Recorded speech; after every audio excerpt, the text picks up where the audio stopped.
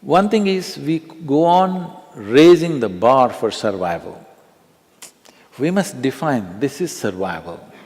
This means you're good enough. After this, it must be exploration of what you really wish to do.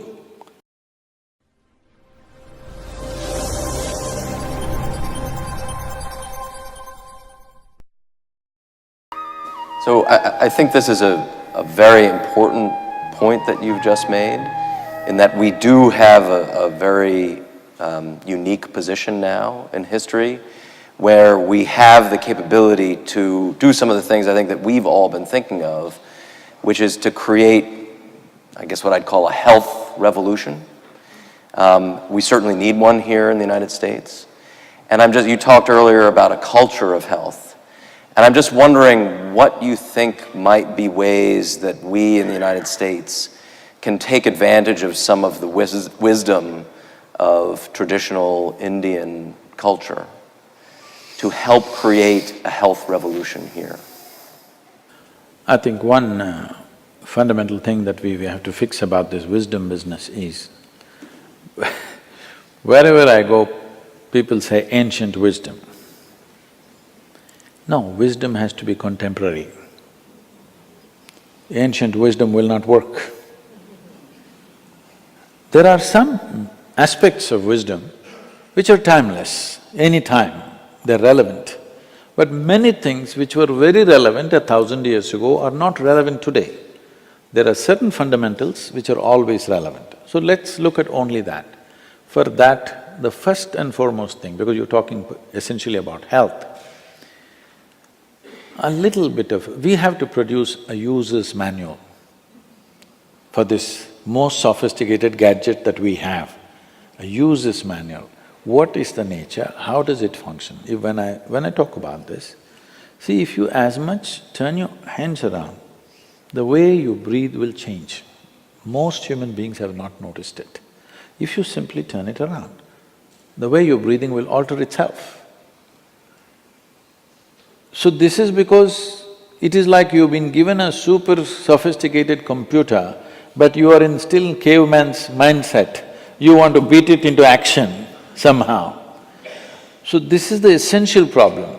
The reason why, let's say taking United States as an example, this is not going to be the problem of only United States. United States has come first in the race, okay? Others will get it, because they're all going the same way. Right now, US is a stark example.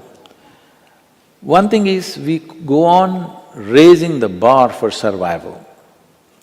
We must define, this is survival. This means you're good enough.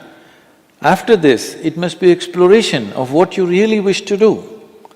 But we keep on raising the bar of survival in such a way, now even after becoming the most affluent nation, a whole lot of people are just struggling for survival.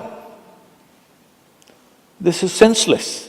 And affluence means your survival is done thing, isn't it? But like you just mentioned, they're working 3 jobs to survive. This is not affluence, this is horrible poverty. At least in India we can sit back and enjoy.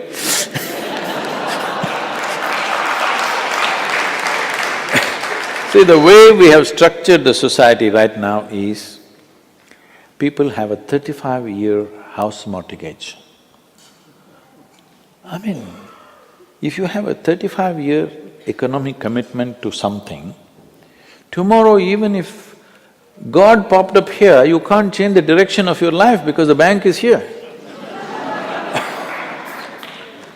What will you do? Because largely you're all from Christian community, so I'm saying, if Jesus popped up tomorrow and he says, "Come follow me," you're not going because, no, not busy, you got monthly payment. You got bills to pay, insurance to pay. You can't change. This is a silly way of organizing our lives. The very reason why we want to become affluent is so that depending upon what life offers us, we can change the direction of our life whenever we want, isn't it? Isn't it very important? This is one thing that has to sink into the American people. Being the most affluent nation means you are not battling for survival.